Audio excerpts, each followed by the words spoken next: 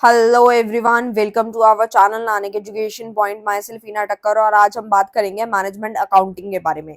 जी हाँ, management accounting की series चल रही थी जिसमें मैं आप लोगों को यूनिट नंबर 1 पूरी कंप्लीट करा चुकी हूँ, जिसके अंदर मैंने पूरा चैप्टर को कंप्लीट कराया था। अगर आपकी यूनिवर्सिटी इग्नू है, एमडीयू है, डीयू है, आईपी है, अगर आप किसी भी स्टेट में रहते हैं तो आप ये वीडियो जरूर देख सकते हैं, क्योंकि सिलेबस जो है वो बिल्कुल सेम ही रहता है। बस एक दो चैप्टर टॉपिक हमेशा ऊपर नीचे आगे पीछे हो सकते हैं, ठीक है। अगर आपकी यूनिवर्सिटी में कोई एक्स्ट्रा चैप्टर है या एक्स्ट्रा कोई यूनिट दी गई है तो आप वो भी कमेंट कर सकते हैं। वैसे तो ऑलमोस्ट मैं पूरा कराने की कोशिश करूंगी, ठीक है। और मैनेजमेंट अकाउंटिंग का जो कि इग्नू वाले स्टूडेंट है उनका ना कोड होता है, बेसिकली उनका वो है BCOE 142, ठीक है। तो अगर ये कोड लिखा है तो दैट मीन्स मैनेजमेंट अकाउंटिंग ही है, ठीक है। सो हर एक यूनिवर्सिटी का बच्चा इसको देख सकता है। और इसके अंदर ना कुछ फॉर्मेट्स थे, इसीलिए मैं पीडीएफ की मदद से इस वाले जो चैप्टर को, यानी कि इसमें कुछ फॉर्मेट्स है इसलिए मैं समझा रही हूँ। क्वेश्चन इसको मैं सॉल्व करके ही कॉपी पे आप लोगों को कराने वाली हूँ।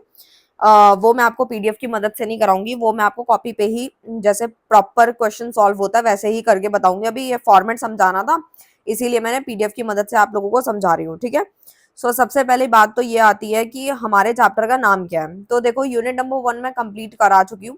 अब यूनिवर्सिटी वाइज वो चैप्टर वाइज भी हो सकते हैं, यानी कि आपकी जो यूनिट है 1 जो है उसके अंदर बेसिक इंट्रोडक्शन है। कुछ यूनिवर्सिटी में यूनिट 2 के अंदर भी कुछ इंट्रोडक्शन दिया हुआ है। कुछ यूनिवर्सिटी के अंदर यूनिट नंबर 1 के 2 चैप्टर्स है, ठीक है। तो आपको बस टॉपिक वाइज देखना है, यूनिट और चैप्टर में या फिर ब्लॉक में कंफ्यूज नहीं होना, ठीक है। तो हमारे चैप्टर का नाम क्या है? अंडरस्टैंडिंग फाइनेंशियल स्टेटमेंट्स है, ठीक है। तो पहले आओ इसके मतलब को समझ लेते हैं कि क्या हम इसके अंदर पढ़ने वाले हैं, क्या क्या टॉपिक्स इसके अंदर रहने वाले हैं। तो देखो, चैप्टर के नाम से ही हमें समझ आ रहा है कि अंडरस्टैंडिंग फाइनेंशियल स्टेटमेंट, कि हम लोग यहाँ पे फाइनेंशियल मतलब जो पैसों से रिलेटेड जो स्टेटमेंट्स बनती है उसको हम अंडरस्टैंड करेंगे। अंडरस्टैंड किस तरीके से? हम कंपैरिजन करेंगे, ठीक है। यानी कॉमन साइज हो गया, कंपैरेटिव हो गया, इस तरीके की चीजें हम लोग इसके अंदर पढ़ने वाले हैं, ठीक है। तो यानी कि चैप्टर के नाम से ही समझ आ रहा है अंडरस्टैंडिंग फाइनेंशियल स्टेटमेंट, यानी पैसों वाली जो स्टेटमेंट होती है उसको हम यहाँ पे अंडरस्टैंड करेंगे, यहाँ पर सीखेंगे प्रॉपर वे में। सबसे पहले मैं आपको बता दूं, इस चैप्टर के 3 पार्ट बनते हैं जो कि फाइनेंशियल स्टेटमेंट के हैं, ठीक है। 1 इज आपका ईपीएस, ठीक है। दूसरा आपका आता है पीएनएल, ठीक है। एंड थर्ड जो आपका आता है वो आती है आपकी बैलेंस शीट, ठीक है। तो देखो, सबसे पहली चीज ये है कि इस तीनों को मिलाने के बाद ये पूरा चैप्टर कंप्लीट माना जाता है, ठीक है। अब कुछ यूनिवर्सिटी में जो है कुछ टॉपिक्स आगे हैं कुछ पीछे हैं, तो उससे कोई कंफ्यूजन नहीं होना, आपको टॉपिक वाइज चीजें करते जाना है, ठीक है। तो सबसे पहले बात कर लेते हैं ईपीएस के बारे में। तो ईपीएस का फुल फॉर्म क्या होता है? ईपीएस का फुल फॉर्म होता है अर्निंग पर शेयर, ठीक है। यानी कि जो भी पर्सन किसी कंपनी के अंदर पैसा लगाता है तो वो यानी कि शेयर में पैसा जब डालते हैं तो आप देखते होंगे कि हर एक पर्सन जो होता है, अलग अलग पर्सन कंपनी के अंदर पैसा लगाते हैं, ठीक है। यानी कि मैं ईपीएस की बात कर रही हूँ। दैट मीन्स यानी कि जब हम पैसा डालते हैं तो उस कंपनी के हम शेयर होल्डर बन जाते हैं, यानी कि पूरा शेयर हमारा नहीं होता, हम 1 शेयर 2 शेयर जितने भी शेयर्स परचेज करते हैं उसके मालिक बनते हैं, ठीक है। तो वो जो हमने शेयर परचेज किया उस पर हमें कितनी अर्निंग हुई, हमने उस पर कितना पैसा कमाया, ठीक है। तो ये सारी बेसिक चीजें तो आजकल आपको पढ़नी जरूरी भी हो चुकी है, क्योंकि आजकल मैं एक छोटा सा अलग से एक एग्जाम्पल लेती हूँ। आजकल हम लोग अपनी डेली लाइफ में देखते भी हैं जिन लोगों को शेयर मार्केट की बिल्कुल नॉलेज नहीं होती, आजकल वो भी पैसा इन्वेस्ट कर रहे हैं, ठीक है। यानी कि बहुत सारे लोग हैं जिनको स्टॉक मार्केट की कोई भी नॉलेज नहीं है, बट वो यूट्यूब पे कुछ देखने बैठ जाते हैं। अदरवाइज उनको कोई रिलेटिव फ्रेंड्स रिकमेंड कर देते हैं कि अगर आपको अपने पैसे को बढ़ाना है कम टाइम के अंदर या फिर अच्छा खासा इंटरेस्ट चाहिए तो आप बैंक में पोस्ट ऑफिस से अच्छे ऑप्शंस हैं, आप एसआईपीस कर सकते हैं या फिर आप जो है इंट्राडे कर सकते हैं। मतलब बहुत सारे ऑप्शंस है स्टॉक मार्केट में, ठीक है। तो मेरा कहने का मतलब सिर्फ यही है कि आजकल हमें कुछ पर्सन ऐसे होते हैं जिसको स्टॉक मार्केट की नॉलेज नहीं भी होती तो भी वो इन्वेस्ट कर रहे हैं, ठीक है। तो सोचो, जब हम प्रॉपर एक ग्रेजुएशन की डिग्री को हासिल करने जा रहे हैं और आज के टाइम पे स्टॉक मार्केट कितनी बड़ी मार्केट बन चुका है, तो सोचो कि हमें इसके बारे में एनालाइज करना और मैनेजमेंट अकाउंटिंग जो होती है बेसिकली जो कराई जा रही है, जो हमारे मैनेजर्स हैं उन लोगों को इसकी रिपोर्ट्स वगैरह रेडी करनी होगी, ठीक है। अपनी इंफॉर्मेशन प्रोवाइड्स करनी होती है, तो इसीलिए हमें अर्निंग पर शेयर जो होता है यहाँ पर हमें निकालना आना चाहिए, ठीक है। यानी कि अर्निंग पर शेयर किस तरीके से निकलता है और शेयर के ऊपर हमने काफी डिटेल में चीजें पढ़ी भी है, ठीक है। एंड प्रॉफिट एंड लॉस के बारे में तो आपको पहले ही मैं बता चुकी हूँ। प्रॉफिट एंड लॉस अकाउंट जो होता है बेसिकली, देखो प्रॉफिट एंड लॉस अकाउंट तो दो तरीके से हम लोगों ने पढ़ा हुआ है, ठीक है। अब वो कैसे, सोल प्रोप्राइटरशिप का जो प्रॉफिट एंड लॉस अकाउंट हमने बनाना सीखा था, ठीक है। एक साइड हम लोग एक्सपेंसेस लेते थे, एक साइड पे हम इनकम लेते थे, फिर देखते थे कितना प्रॉफिट है कितना लॉस है, क्योंकि कंपनी जब पूरा साल काम करती है तो प्रॉफिट एंड लॉस तो चेक करना चाहती है। तो इसी तरीके से कंपनी भी करना चाहती है, उसके प्रॉपर फॉर्मेट में अभी समझाऊंगी। वैसे तो आपने 12th क्लास में पढ़ रखा है, लेकिन अभी थोड़ा आपको रिवाइज में करवाऊंगी, ठीक है। और जो बच्चे कॉमर्स बैकग्राउंड से नहीं होते तो उन लोगों को थोड़ा कराना पड़ता है। देन आफ्टर बैलेंस शीट है, ठीक है। बैलेंस शीट भी हम लोगों ने देखी है और इसको भी हम रिवाइज करेंगे। तो बेसिकली हमें 3 टॉपिक पढ़ने हैं, एक तो हमें ईपीएस पढ़ना है, एक profit and loss, balance sheet तो हमें कंपैरेटिव हमें सीखना है, और एक हमें कॉमन साइंस सीखना है। तो ये 3 टॉपिक मिला करके पूरा चैप्टर हमारा रेडी होगा। और अगर आपकी यूनिवर्सिटी में कुछ एक्स्ट्रा है तो आप वो भी बता सकते हैं कमेंट करके, वो भी हम आपको करवा देंगे। सो आप सबसे पहले फाइनेंशियल स्टेटमेंट के वर्टिकल फॉर्मेट को एक बार अच्छे से हम समझ लेते हैं, इसके बारे में क्या लिखा है वो भी हम देख लेते हैं। सबसे बोला गया है सबसे पहले vertical format of corporate financial statement, यानी कंपनी के फाइनेंशियल स्टेटमेंट का एक वर्टिकल फॉर्मेट यहाँ दिया गया है। The profit and loss account and the balance sheet में ऑल्सो भी presented in a vertical form में होता है। ये समराइज जो होता है, प्रिपेयर डिटेल्स, इसमें डिटेल्स आती हैं, जैसे कि क्या क्या आता है देख सकते हो आप वर्टिकल फॉर्मेट में। सबसे पहला वाला, यानी कि मैं यहाँ पे ना मार्क करती जाऊंगी तो आपको अच्छे से समझ में आया। देखो ये वाला जो है, जस्ट अ सेकेंड, देखो ये वाले जो यहाँ पर चीजें दी गई हैं ये हमें समझनी है।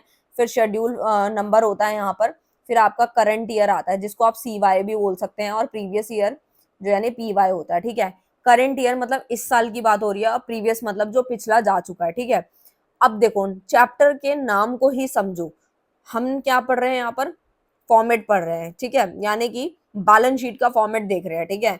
हमें करंट ईयर और प्रीवियस ईयर दोनों को देखेंगे तभी तो कंपैरिजन कर पाएंगे ना हम लोग यहाँ पर, ठीक है। सो बेसिकली सबसे पहले क्या आता है, शेयर होल्डर फंड आता है। शेयर होल्डर का जितना भी फंड है वो आ जाएगा।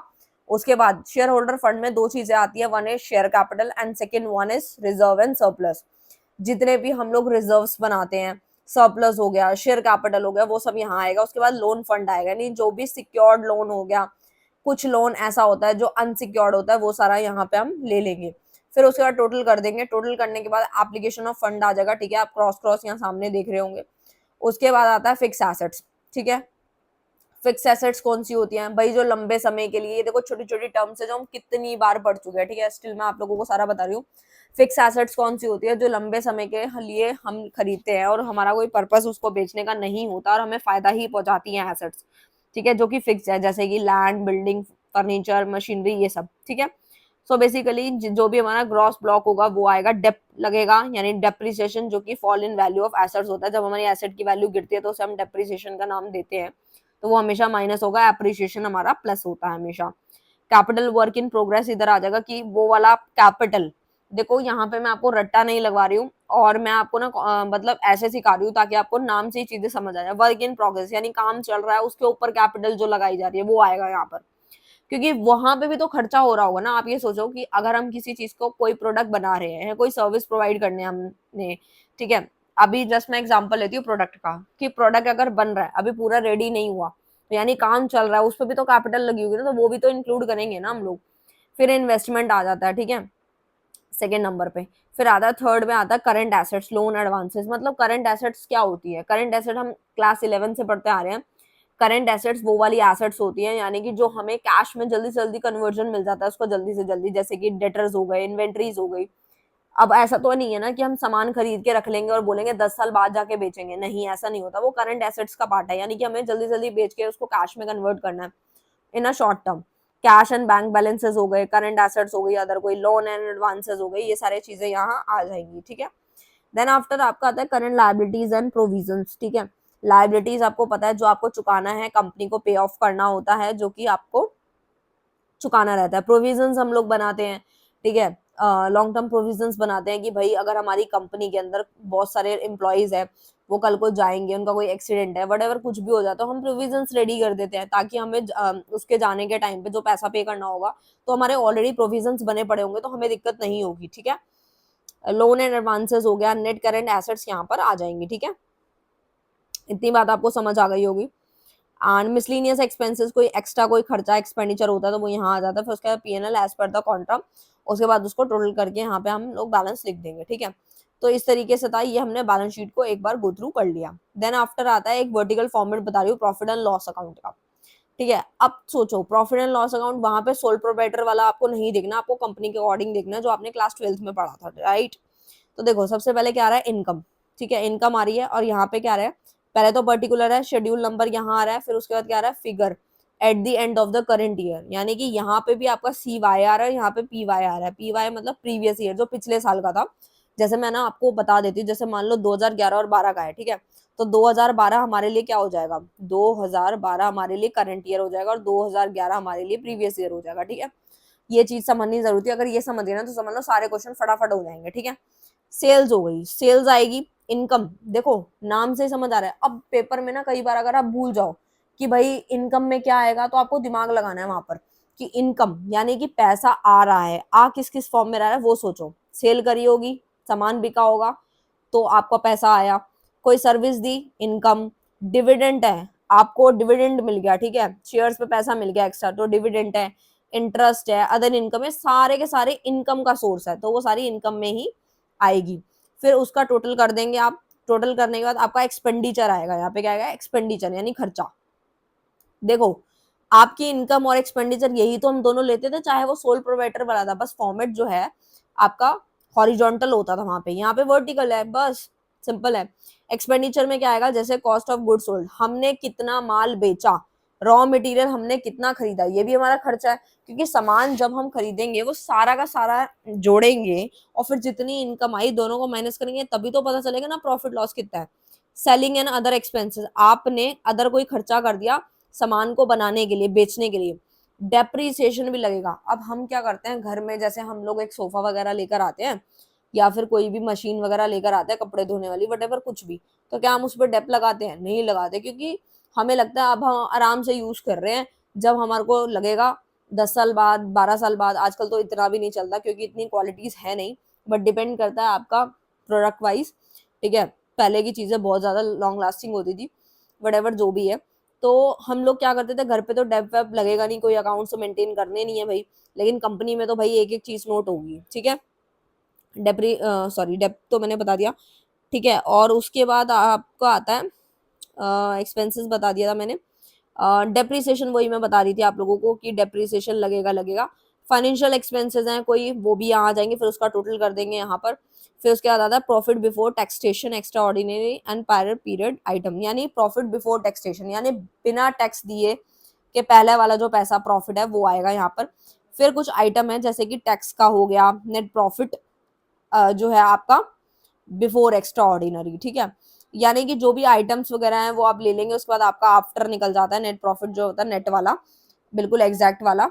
एंड फिर आता है balance board forward form, previous year profits available for appropriation. ठीक है, जो आपका पिछले साल के जो प्रॉफिट्स हैं वो अवेलेबल हैं एप्रोप्रिएशन के लिए।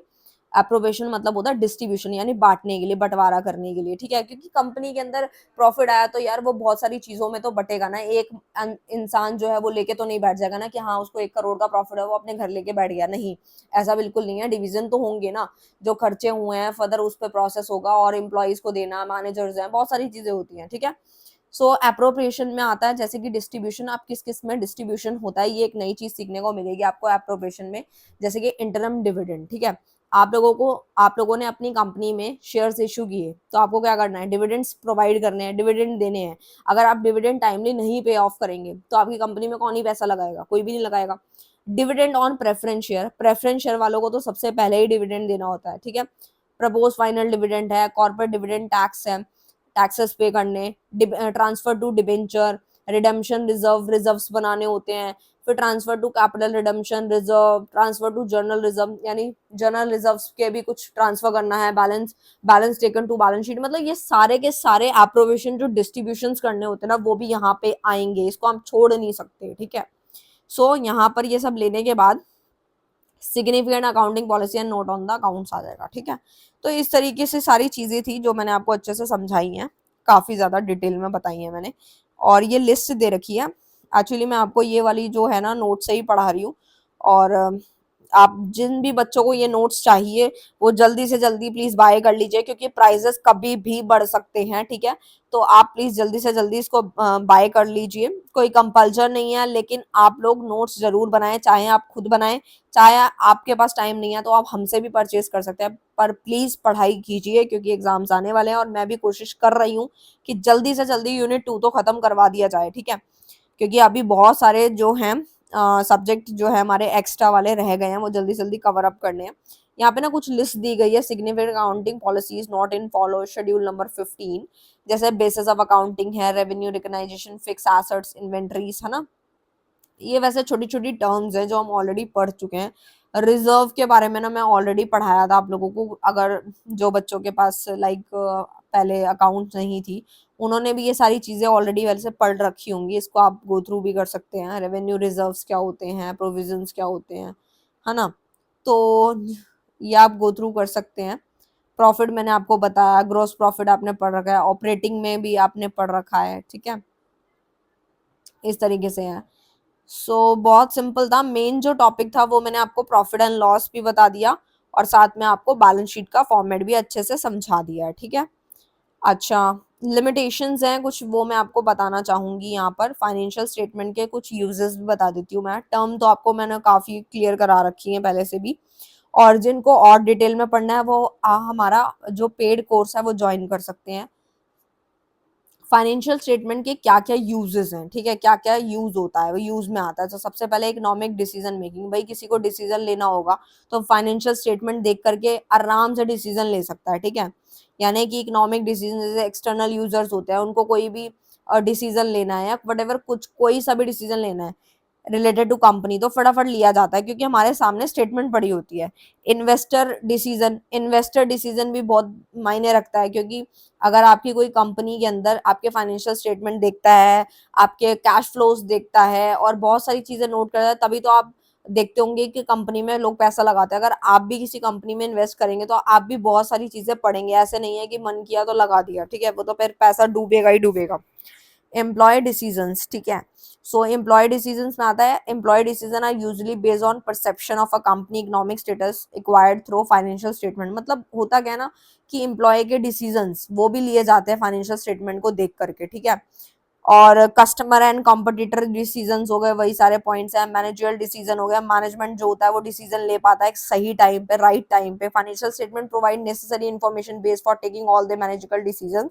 और ये डिसीजन ना कहीं स्टेटमेंट को देख के ही लिए जाते हैं कि कहाँ पे एरर्स आ रहे हैं, कहाँ करेक्शन करनी है, कौन सा डिपार्टमेंट को दिक्कत आ रही है, कहाँ पे कोऑर्डिनेशन नहीं हो पा रहा है, कहाँ पे कन्फ्लिक्ट्स अराइज हो रहे हैं, कम्युनिकेशन ढंग से कहाँ पे होना चाहिए, फॉर्मल इनफॉर्मल कहाँ पॉलिसीज अप्लाई करनी है, ये सारी चीजें आती है, ठीक है।